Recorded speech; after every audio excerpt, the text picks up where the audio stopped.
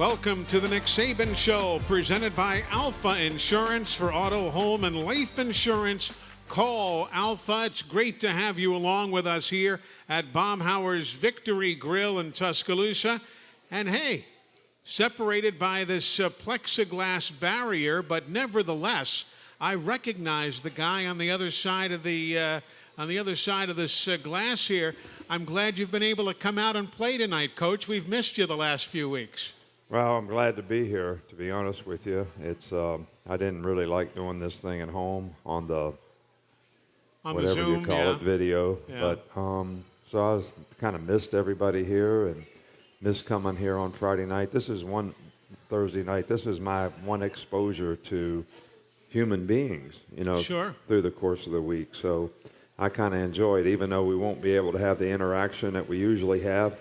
I was happy to get back and try to do the show here. Yeah, a lot of folks didn't know you were going to be here, so we don't have people hanging from the rafters like we normally do. But it's great to have you here. And, of course, you probably recognize that face who is on our big screen here directly in front of us, Peter Burns from ESPN, the SEC Network. He is our special media guest tonight. Yeah, Peter, good to have you. How are you? Coach, doing well. In fact, I needed, my wife said I had one homework assignment tonight for the show because, my daughter is about to turn 3 on Halloween and my son is about to turn 1 on Halloween. So she said, you have to ask Coach Saban tonight, how in the world do you get kids ready for Halloween birthdays and not think that every single birthday is going to be just candy and everybody dresses up for it? Well, I don't know if I can answer that or not. I always had great birthdays. We always had my birthday party a little bit separate from actually Halloween, trick or treat, whatever it might be. I don't think my mom really knows whether she got tricked or treated though, 69 years ago. So she's still trying to figure that one out. Hopefully your wife knows better. I hear you. Since we're talking family real quickly, how's the double granddaddy assignment going? Well? It's great. We love it. Terry really likes being able to spend time. Little Sure. James is not very little. He's a really big guy for his age. Really? And he's very active. So it's been a lot of fun. So a big guy, so he'll either be a sports broadcaster or a lineman, huh? I think he's probably a right tackle the way he looks right now. I hear you. How are things going on the practice field this week? It's been very challenging for the defense because they're a fastball team. So this is Sure. always a challenge for the defensive players to try to get ready for a team like this. And it's very hard to simulate in practice because you really have to show the scout team a card. So if you show them a card, they can't really go fast. Yeah. So we've tried to go fast against each other, and we've tried to do the best we can to go fast with the scout team, and they've done a really good job. We're not really where we need to be as a team yet. We still need to focus on, what we need to do to improve, how we can play a little better, more consistently. And I think to do that, you have to have the right mindset. So it's got to be important to you. You want to improve. But you also have to understand that the only way you're going to improve is to prepare and practice really well every day. And you got to have the mindset where you're going to have energy and enthusiasm in what you do, because that's the only way you're going to do it the way you need to do it to create the kind of habits you need to create so you can actually make the improvement individually and collectively as a team. So that's what we've been trying to, get done this week, and we're working hard at it. Some players respond very well to it. Some players not as well as you'd like. This is no different for all the people out there to think of when you were in school and you would have a test. And were you really prepared to take the test because you studied and did everything you were supposed to do, took good notes, and you were well prepared? So when you went into the test, you were very confident and probably competent and did very well. Sure. Well, we have a test every Saturday. So we have to go through the same process over and over and over again. And this season has been a little bit different because we had a longer fall camp. not more practices, just over a longer period of time before we ever play the first game. So it doesn't seem like the third game of the year. It seems like the fifth or sixth game of the year when you just look at like biological clock of how long have we been practicing relative to how many games we've had. So I think everybody has to challenge themselves to sort of keep their energy and focus on not how they feel, but make the choices and decisions to do the things they need to do to make the improvement they need to make. Gotcha. Hey, Peter Burns, you and I didn't get a chance to talk before the show, so feel free to jump in, throw questions at the coach. It's just a nice roundtable discussion here, so you go ahead. No, and absolutely, and that was one of my questions, coaches, when we started talking to some of the other coaches this off season, especially at the start of fall camp. You know, whether it was Malzahn or Mullen, they were talking about how they actually felt like they could teach a little bit more because it wasn't such a regimented schedule that was so fast because it was a little bit of extended fall camp. Did you enjoy that part as far as and felt like you were able to teach a little bit more film and it was a little bit more on a structured basis than a traditional offseason?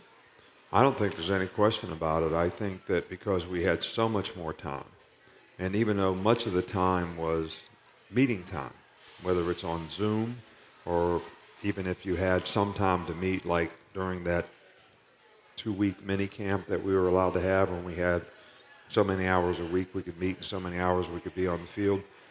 And all the Zoom calls that we had and the Zoom meetings that we had in the off season when the players weren't even here, I think were very beneficial in terms of players being able to learn. But you also have to know that players are only going to learn so much because the first thing most players will tell you if you ask them, how do you learn? They'll say they learn from doing it. So until you can get out on the field and actually they have repetitions at doing the things that you're trying to teach them, there's only so much that they can learn from watching a video, watching an example of somebody else doing it, seeing a diagram of how the blitz is supposed to work or how we're supposed to pick up the blitz or whatever it is you're trying to talk about. So eventually they have to go do it. And a lot of players that we get, this may sound crazy, but they actually have to learn how to learn. We teach people all kind of stuff in school, but we don't teach them how to learn. We teach them history, we teach them math, but we don't teach them how to learn. So some guys have a hard time because they learn from doing. Now, if they don't do it correctly, they have a difficult time not getting frustrated because they're disappointed that they didn't do it correctly, not understanding that the best time to really learn and grow and improve is to not waste a failing, but to actually learn from the mistake that they made. So in some cases, I think when we correct players, I don't even know if they hear what we're saying because they're so frustrated that they didn't do it right the first time, and they want to please you. So it's not like it's a bad attitude. It's a good attitude, but they have to learn how to learn. I've actually told a couple of our freshmen this year, I said, look, you're going to go out to practice today and you're going to mess up, and I'm going to get on you when you mess up. So why don't you go out there with the idea that that's going to be a learning experience for you, and because that's going to happen, you're going to get better, rather than thinking that you're getting criticized or you're disappointing somebody or get frustrated because you didn't get it right. And then how do you really learn from all that?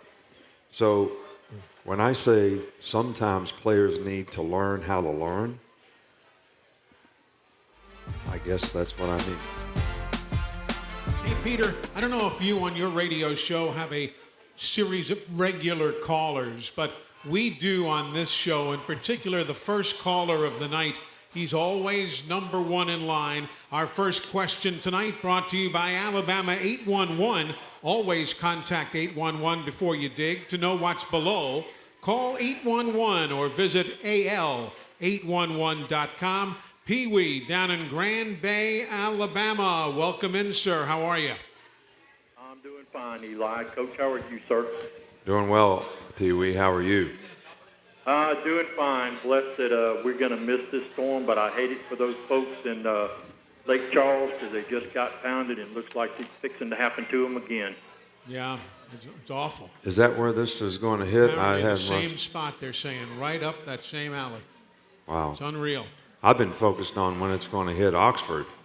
Yeah. Which is about the same time we're going to be there. They say that this 90-minute difference, though, is going to put a few more odds on everybody's favor to have better conditions, moving the game from 5 to 6:30. The best case scenario, talking to meteorologists and so forth, was the later in the day, the better. Mm-hmm. So we'll see. We'll see what happens. What's on your mind otherwise? Well, Coach, as we've had a little bit of trouble running the ball in the previous games, Landon Dickerson addressed that as well. I'm just wondering, knowing that you're going to have the adverse weather conditions, is there something special that you do for like the linemen and the skill players as far as their spikes and their cleats, because they're going to have better footing? Do y'all practice in those kind of cleats during the week when you prepare for something like this? Well, there's only a certain kind of cleat that you can have that's actually legal. In the old days, you used to be able to have a longer cleat so you could wear those on a muddy field. We cannot simulate a muddy field unless it's raining here, so we can't wear those kind of cleats because if they don't sink in, they're really, you can slip and slide on a regular turf. There are some things that you can tell guys in terms of it's very important to cut off the right foot. If you cut off the wrong foot, like if I want to go to my right, I need to cut off my left foot and I need to drop my weight on my left foot. And if I try to do it on my right foot, my feet are going to go right out from under me. If you're a DB, if you turn your toe, which you never really want a guy to do that much when he's just sort of backpedaling and redirecting, but the more like body surface you can put on the ground from your foot, the less opportunity you have to slip when you redirect. So there are some things like that as a couple examples that may help players, but we do practice with a wet ball in every regard, and everything that I'm talking about: long snappers, punters, catching it, holders, catching it, receivers, quarterbacks. That's really pretty easy to simulate. But one thing that people, I think, have a misconception about is it's much harder to play pass defense. Everybody says, well, you won't be able to throw the ball if it's raining. If it's a bad field and it's raining, it's much easier to play offense and it's much easier to pass the ball than it is to play defense, because the defense is a disadvantage in reaction. Now, wind, which there may be some wind with this, is probably the one thing that's most difficult in terms of throwing the ball. With the wind, against the wind, crosswind, swirling wind, same thing in the impact that the wind can have in a kicking game can be, really a tremendous factor. Sure. In, having the wind at your back in certain circumstances and certain situations in the game. Peter Burns from ESPN, the SEC Network, and all of their other related programming is our special media guest tonight. Peter, jump on in. Yeah, hey, guys, we were talking about this a lot coming up this week, and so much has been made about Coach Saban, you going up against Lane Kiffin and the record versus assistants, and how we've always talked about it is what, a coach teaches his assistants, but I've always kind of wondered on the other side, in your career going back to just starting as being a head coach, what assistant coach did you learn the most from growing up? Interesting.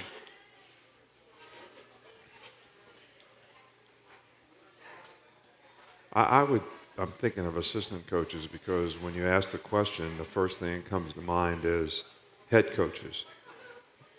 I learned a lot from each and every head coach that I had the opportunity to work for, starting with Don James, who was a very successful college coach and was my coach, who taught me into being a coach, who I was a graduate assistant for and an assistant.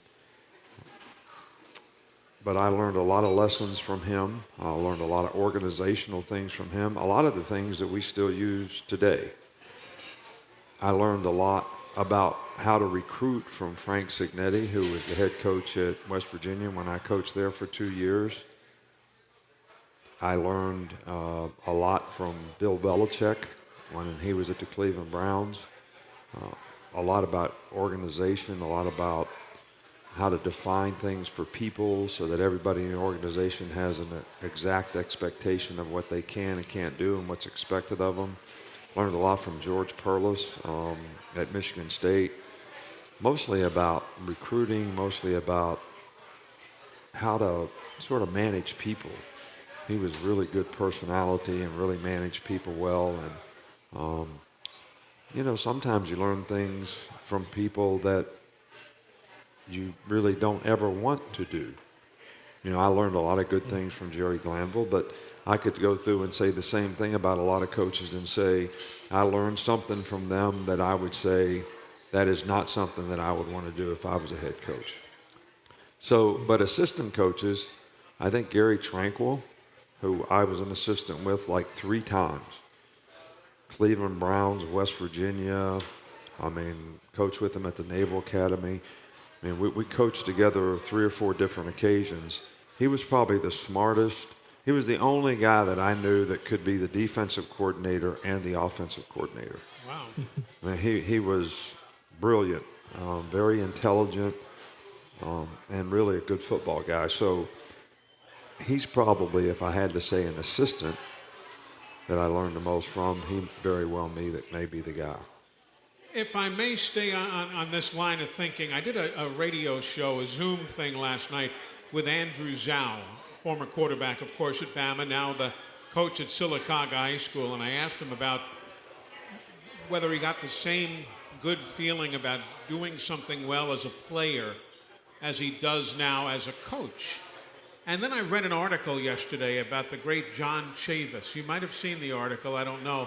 Now that his collegiate coaching days are over, he is a defensive coach for a middle school, West Middle School in Knoxville, Tennessee. What is it about coaching that is so intoxicating to Andrew, to Chavis, to yourself, and all the other greats? Well, coaching is teaching. Teaching is sort of ability to inspire learning, as well as the self-gratification you get from when you see people progress, develop, improve because of some of the things that maybe because of your previous experiences, you can actually benefit them with some of that knowledge and some of that experience. Mm-hmm. So I think that's the thing. The thing I've heard coaches say, this is the greatest profession in the world, except for playing the games. I don't think of it that way, but I have heard coaches say that it's so much fun to coach and practice and teach on the field and be in meetings with players and get them to do the right thing and inspire them to go to class and be a better person and all these things that you can do that makes coaching very self-fulfilling, self-rewarding, whatever. Because you're just teaching. That's all you're doing. But game day, you can have it, huh? And then game day, there's so much anxiety about, are they going to get it right? Did you do enough? How well did you prepare them? So all the questions come. Now, I don't really feel that way but I'm saying I have heard coaches say that, and I've coached with guys that, they're French kissing the toilet before the game, man. They got bad problems. All right, so I've never been that way, but I enjoy the games. I enjoy the competition, and it's fun to see the players compete and make plays and play together as a group. There's just a lot of good things about being a part of a team that a lot of people don't even know about. The relationships that you have, the things that you do, how you influence people. Those are things that when I can't do this anymore, there are going to be things that I really, really miss. Maybe not. I don't think I'll miss winning a game. I think I'll miss all those other things about being a part of a team. Interesting. A great answer. Peter, jump on in again, my friend.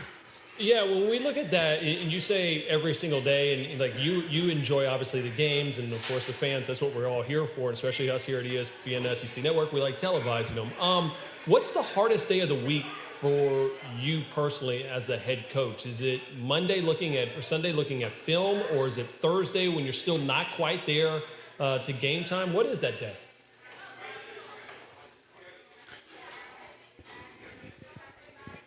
Well, I think each day, Sunday, Monday, Tuesday, Wednesday, are all days that are very challenging. So to say one is more challenging than the other is probably not fair, because the way we do things, and you've probably heard me talk about this before, is there's certain things we're going to do on each day of the week. All those things require research, planning, decision-making from some part of your staff. Mm-hmm. The day that is most difficult for me has always been Sunday, because you grade the game that you just played, you go over it with the staff, things that you could have done better, things that you weren't prepared for, what would we do different when we play this team again? What do we have to do to improve? So all these things you go over, and then you start on the next opponent. And that's pretty tedious, because I'll sit in a room by myself on Sunday for maybe 3 hours to grade our film, then have staff meetings for probably about 3 hours with the coaches. And then I'll sit by myself again for another 4 or 5 hours and watch the next team that we play. And that's just watching their offense, because I watch their offense first, help the defense plan.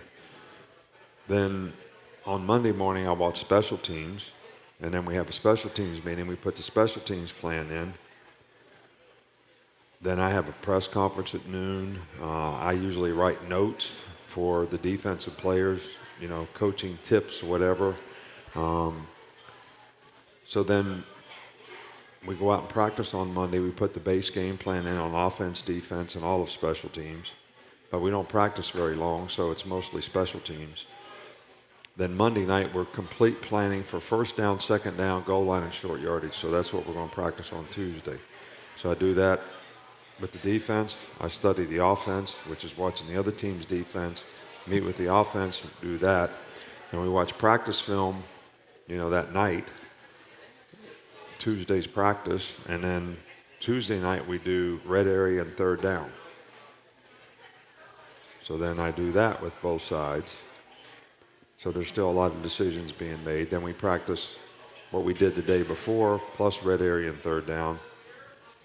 So to say one day of the week, I think I don't like Sunday because it's lonely. Yeah. Because I probably spent 8 hours by myself. I hear you. Wow. And, of course, he loves Thursday because he gets together with all of us. That goes... Yeah, so you see why I'm looking forward to coming to this place on Thursday after what I just explained. There you go. Coach, we got a question from the Nick Saban Show blog on AL.com. Randy in Chattanooga says, thank you for the standard that you have set for the program.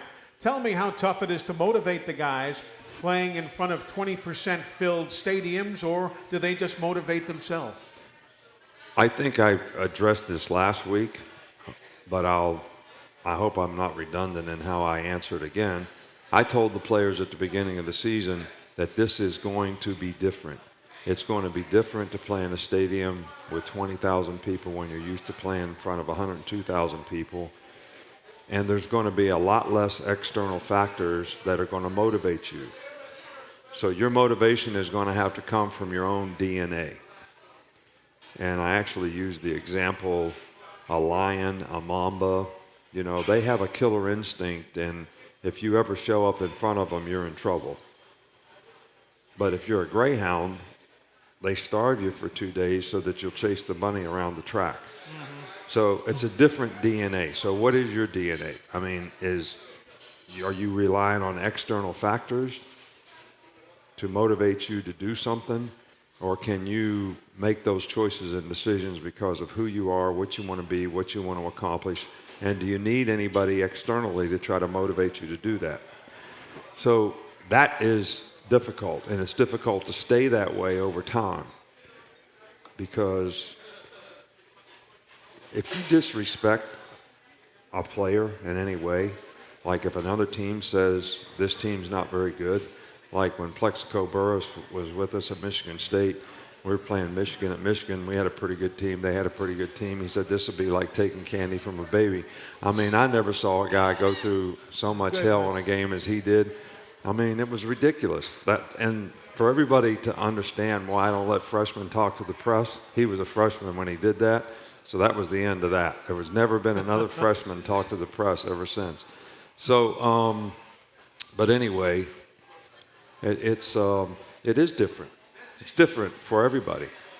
It's a little different for even me. You know, in the Missouri game, it was a little different to say, wow, this is more almost like a scrimmage, not disrespecting the other team, but I'm just saying the atmosphere around the game. But I think we'll all get used to it.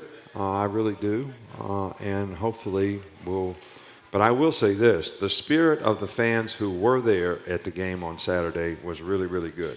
I didn't feel that at Missouri for them. I felt it for us in our game, and I know our players really, really appreciate that. Hopefully, we'll get to the point where it's safer for more people to come to the game. Let's hope so. They have announced 16,000 will be the stated capacity at Vaught-Hemingway Stadium this weekend for Alabama and the Ole Miss Rebels. Coach, let's talk a bit about Ole Miss, if I may. Their tight end, Kenny Yeboah, the guy's got 8 receptions. He's number 4 in America. Last week, the size mismatch, Jimbo Fisher used his tight end a good bit. How do the approaches differ from what Jimbo did to what you may see from Lane Kiffin regarding the tight end? Well, this tight end's a very good player, no question, and I think that the guy that played for Texas A&M last week was really, really good, and they use him a lot in their offense. They have in the past. We expected it. We didn't do a very good job of covering him, and this guy this week is very, very good. But this is a completely different style of offense. Jimbo's more of a pro style. Mm-hmm. They have some pro style aspects, and I think Ole Miss's offense is very difficult because it's fast tempo. There's a lot of misdirection type plays. They spread you out, and lots of motion, lots of rocket motion, some 3-back runs because of the motion. So it's very, very challenging, and it's really, really difficult the way they do use the tight end on pop passes. They're not really RPOs, but really kind of like that, where they're actually running a run and then he runs a pop pass. So, and this is a very talented guy. He's got great length. He can run. He's very athletic and has good hands. So he's going to be one of the weapons that, little number 8 is a weapon. He plays in the slot for them. He's a lot like Jalen Waddle. Yeah, he's a lot like Jalen Waddle in terms of how he plays. They utilize his skills very, very well. I think with this kind of offense, you need a guy like that in the slot. He makes all the RPOs go well because that's a hard guy to cover. And it's usually those RPOs hit right where the backer is supposed to be dropping. Gotcha. That's going to get influenced by the running play. So they do a good job on the perimeter getting him the ball. He's a good run after catch guy. So they've got weapons. And, they're a tough ball club. The quarterback, Matt, is really, really a good player. He's played extremely well. One of the best pass efficiency guys in the country. Number 3 in the country, yeah. And can run. This guy is very athletic and can run and extend plays in the pocket and scramble to throw or to run. So it's a very challenging offensive team. No doubt. Peter Burns, jump on in, sir. Yeah, Coach, when you look at it, obviously you worked closely with Lane for several years when he was there, and the offense was clicking for that. How do you go and look at tendencies that a coach may have had when working underneath your football umbrella versus where the tendencies he may have coming into now taking over his team over at Ole Miss? Well, I've always let our guys have a lot of input in what they do here, and what Lane had a lot of input. He was actually instrumental in us, and one of the reasons we brought him here was we were kind of an old-fashioned pro-style, run the ball, have a drop-back passing game, some play action, kind of like an NFL team.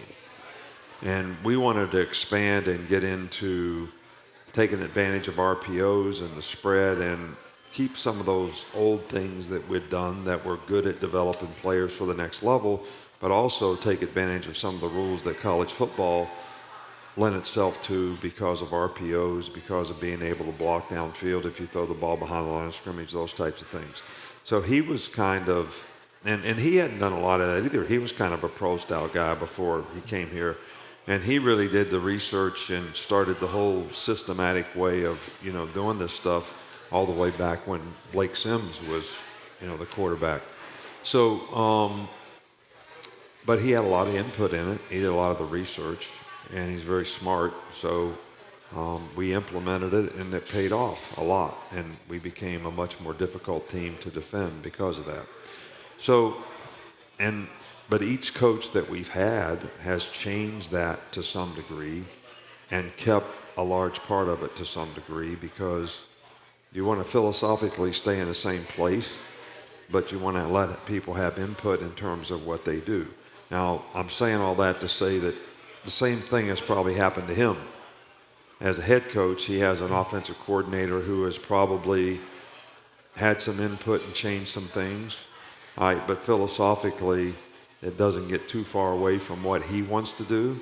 So there's always going to be some additions, sometimes by subtraction, but there's additions to other things that they do. So they do a lot of good things, and they do a good job of utilizing their players. I was just gonna follow up, and I mean, on the other side of that, now having Sark and not having turnover at some of these assistants, in the coordinator situation, how big has that been as far as communication? Knowing, hey, this is the structure, this is how we run our program, this is what we want to do offensively. Now that you've had Sark there for another run. Yeah, well, Sark was an easy transition because he was here before, so he kind of knew what we did. And I think the 2 years that Sark spent in the NFL as an offensive coordinator made him a lot better coach. It made me a lot better coach the years I was with Belichick as a coordinator. When you're in the NFL, you don't have to recruit. You spend a lot more time just on ball, just learning ball. And you're with some very experienced coaches who you can learn ball from. But because you spend all your time on two things, how am I going to get our players to play better?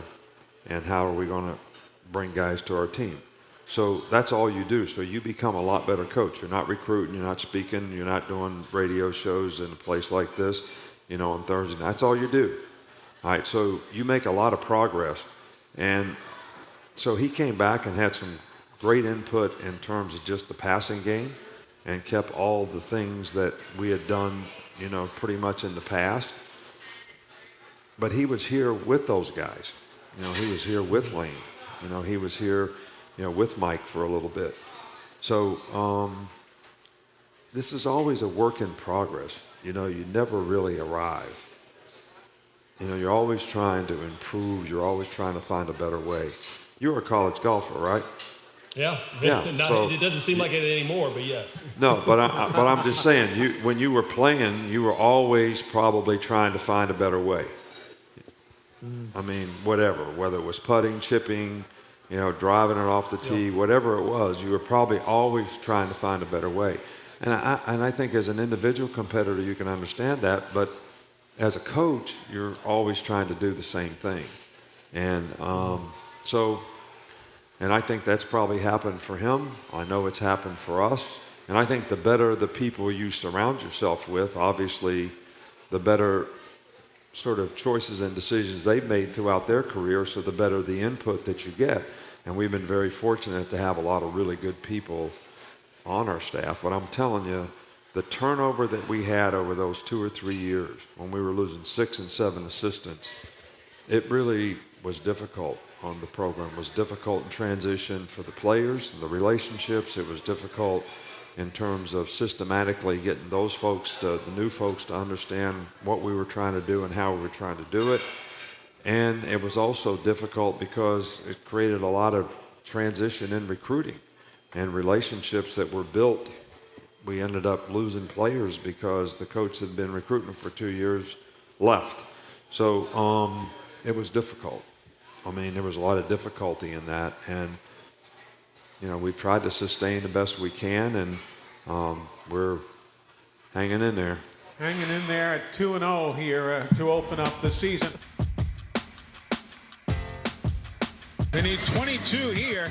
Mack's going to go long. He's got Waddle behind the defense. He's going to get a whole lot more than 22. Waddle's got it. He's to the 20, to the 15, to the 10, to the 5. All right, Coach Saban, you can be upset, but you can smile at the same time. 87 yards, touchdown, Mack to Waddle. How about that? We were laughing on the air. We weren't laughing. We were talking about the transition of emotions there, Coach. That touchdown coming after all those penalties that you had talked about and how you wanted to get them better and all those issues. And at one point, looked like you were about to bite through a clipboard if you had one. And then seconds later, there's that touchdown. That's the flow of emotions for a head coach, huh? Well, I think that when you were in the locker room and you were talking about reestablishing the tempo of the game when you come out in the second half, and first series, I think we go 3 and out, run 3 pretty unsuccessful plays, and the next time we get the ball, we get 3 straight penalties. Then we hit an 87-yard touchdown. I was happy that we had an 87-yard touchdown, but we need to eliminate, some of these things that we're not doing well. Too many penalties, and a lot of the penalties are what I would call pre-snap penalties, undisciplined penalties, lack of attention to detail type penalties that really good players should be making. And they need to realize that, because it certainly doesn't create any value for themselves when they do those types of things. And, some of the mental errors that we make, like, I don't know, they must have had 150 yards and passes on nothing but mental errors, guys not covering the right guys, not doing the right thing. Mm-hmm. So when we play good teams, we won't be able to overcome that. Not that Texas A&M's not a good team, they are, but you're just not going to be able to overcome those kind of errors when you play really close games. Coach, this hour has flown right by. We'll hear more from Peter Burns in a moment, but it's time now for your final word, which is presented each week by Mercedes-Benz. Mercedes-Benz, the best or nothing. Well, I didn't know we were up on that this fast, and there was one thing that I really wanted to mention, especially since Peter's a golfer. Sure. Justin Thomas was at the game this last weekend. Right. And came down to see me in pregame, and we talked for about 15 minutes in the locker room. And I told him the story that Dr. Rosen, told me about golf. And Dr. Rosen was in Scotland, and he doesn't play golf, but he was in a pub that overlooked a golf course. And there were 2 Scotsmen in there that he was talking to who were having a few pops, and they started talking about golf. And the Scotsman said, "You Americans have this game all wrong. That this game was created to be a metaphor of life. That all the things, the rough, the bunker, the traps, the hazards, those are all things that create opportunities for you to overcome something." He said, that's how we look at the game of golf. That's how we played a game of golf in Scotland for years and years and years. So when you hit it in a trap, it's an opportunity to overcome adversity and do something better. He said, you Americans are so upset with yourself for hitting it in the trap, you can't get it out. So I thought that was a pretty interesting story I wanted to share with you about golfers. I told Justin that last week. So I said, when you hit it in the drink, I just look at it like this is an opportunity to hit it out. But Coach, it's so true, because I had an opportunity. My dad's my best friend, and we play golf a lot. And I took him out to Scotland, and I took him out to Ireland over the last couple of summers. And we would play. The caddies over there said the Americans have such a bad time playing over there because they practice on perfect lies. everything is just, they want to hit it 300 yards straight down the middle, and they don't understand how to play these shots. So they try to hit all these high flop shots that Justin Thomas or Phil Mickelson can hit, when realize sometimes, hey, it might just be a nasty little 7-iron bump and run, and that might just be a good shot to hit it to 20 feet. But if it's not 3 feet, the Americans didn't understand it. So it was weird about taking that mentality back to life, especially in 2020 right now during this whole pandemic, and going, you know what, we're all just trying to get through the bunkers of 2020, whether it be a college football season or a 3-year-old and a 1-year-old crying in the other room sometimes. Just be like, you can learn a lot from the wisdom of golfers, especially those guys that have had a couple pints in Ireland before. Amen to that. That's good. All right, well, I didn't mean to change the subject. No, you're welcome. That's why your name's on the show, man. You can do what you want. Well, I think that this game is really a game that is an opportunity for us to continue to develop and improve, because we're certainly not where we need to be as a team yet. And for us to show that we have the kind of resiliency as a team to sustain with consistency, to eliminate some of these errors, to have the right mindset, to go into a tough situation and probably a tough circumstance to play in and be able to overcome it and not let us affect us. I think the last time we played in a situation like this was about 5 years ago when we played in Georgia. It must have rained 5 inches. Oh, Lord. I mean, you couldn't even see. The wipers couldn't, get the water off fast enough when we were going in the bus. Yeah. And, but it didn't affect our team because of the mental toughness, the mindset that we had, that we could just overcome anything. We looked at it like an opportunity. And it'll be interesting to see what kind of growth we have in our team relative to those kind of situations and those circumstances. And I think that people can get stale psychologically, especially in a time like this when you've been practicing a long time before you play the game. And I don't think you can allow yourself to do that. You have to make choices and decisions to do the things that you need to do to continue to improve and grow and help yourself create value, but also to help your team create value. And I don't think you can allow yourself to get stale in a time like this. You have to make choices, you have to choose energy, and you have to say, match me. This is the way I'm going to do this. I want everybody else to match me on my team. So that's the kind of team development I want to see in our team. I think this is going to be a really challenging game for our defense. And I think when you play a team like this that has a very prolific offense that scores a lot of points, the entire team has to take it upon their shoulders. We have to do a good job offensively of keeping the ball. We have to do a great job on special teams controlling field position so that when this offense gets on the field, we're not going to always be behind the 8 ball on defense. Yeah. I mean, you can't turn the ball over. You can't give them good field position. You got to keep the ball. You got to have some time of possession. So all those things are going to be critical in this game. And I really wanted to say, and I said it earlier, that I really appreciate the spirit we had in Bryant-Denny Stadium last week. It was not like 100,000, but the 20,000 that were there certainly were. You knew they were there. We knew they were there. Exactly. Right. Coach, have a good rest of the week. We'll see you in Oxford. And Peter Burns, thank you, sir, and we will have you on again. And great to have you here again, Coach. We've missed you.